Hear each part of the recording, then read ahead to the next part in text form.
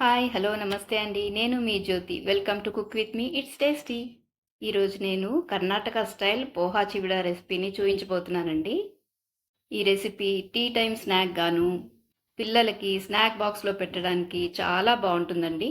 మరి ఇంకెందుకు ఆలస్యం వీడియో చూసేద్దామా? నేనిక్కడ 6 కప్పులు మీడియం థిక్ అటుకులు తీసుకున్నానండి. ఇది సుమారు 500 గ్రాములు ఉంటుంది. మనం ఇవి ఉప్మాకి వాడతాం కదా! అవన్నమాట.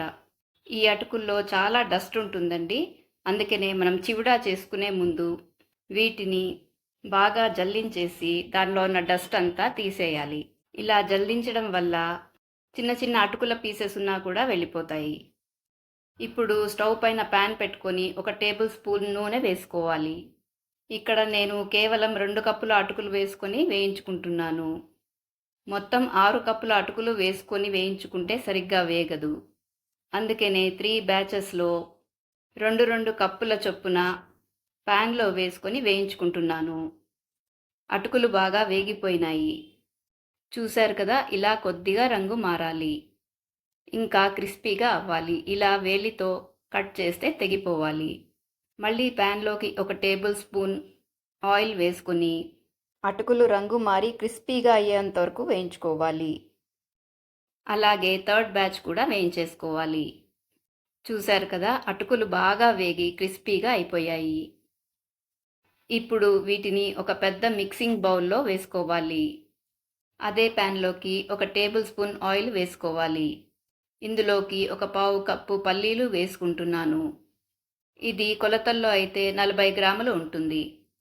వీటిని లో టు మీడియం ఫ్లేమ్లో కొద్దిగా రంగు మారేంత వరకు వేయించుకోవాలి. వీడియోలో చూపించిన విధంగా కొద్దిగా కలర్ చేంజ్ అయిన తర్వాత పావు కప్పు ఎండు కొబ్బరి ముక్కలు వేసుకోవాలి. ఇది కొలతల్లో అయితే 30 గ్రాములు ఉంటుంది. ఇలా కొద్దిగా రంగు మారిన తర్వాత పావు కప్పు పుట్నాలు వేసుకుంటున్నాను. కొలతల్లో అయితే 30 గ్రాములు ఉంటుంది. పుట్నాలని 2 నిమిషాల పాటు వేయిస్తే సరిపోతుంది. పెద్దగా రంగు మారనవసరం లేదు. కొద్దిగా తేమ పోయి క్రిస్పీగా అవ్వాలి. ఇలా వేగిన వాటినన్నిటినీ మిక్సింగ్ బౌల్లోకి తీసుకోవాలి. ఇప్పుడు అదే ప్యాన్లో ఒక టేబుల్ స్పూన్ ఆయిల్ వేసుకున్నాను. ఇందులోకి పావు కప్పు జీడిపప్పు పలుకుల్ని వేసుకున్నాను. ఇవి సుమారు 30 to 35 గ్రామ్స్ ఉంటుంది. వీటిని కొద్దిగా కలర్ చేంజ్ అయ్యేంత వరకు వేయించుకోవాలి.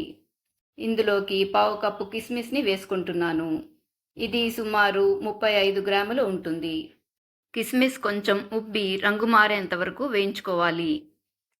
వీటిని కూడా సేమ్ మిక్సింగ్ బౌల్లోకి ట్రాన్స్ఫర్ చేసుకోవాలి.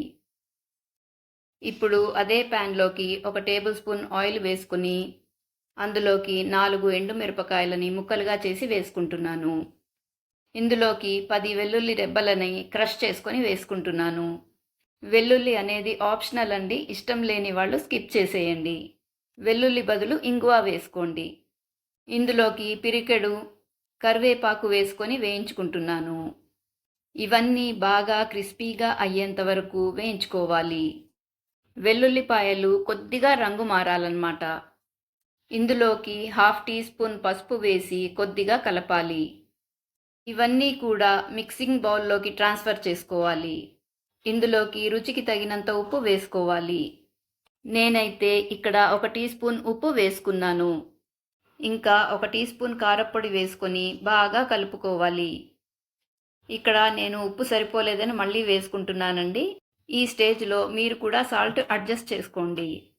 నేనిక్కడ 2 టేబుల్ స్పూన్లు బరకగా గ్రైండ్ చేసుకున్న షుగర్ పౌడర్ని వేసుకుంటున్నాను.